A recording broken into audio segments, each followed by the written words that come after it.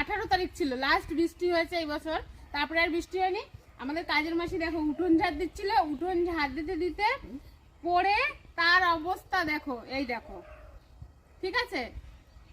মানে কাজ উঠোন ঝাড় দিতে বারণ করলে ওনার যে কি কষ্ট লাগে এখন বুঝতে পারছে কেমন লাগে। দেখেছো, তোমাদের লাইভে বলেছিলাম যে হাত ভেঙে গেছে, দেখো হাত একদম এইখান থেকে একদম আঙুলের এই ডগা থেকে একদম এই হাতের কনুই পর্যন্ত প্লাস্টার করে দিয়েছে।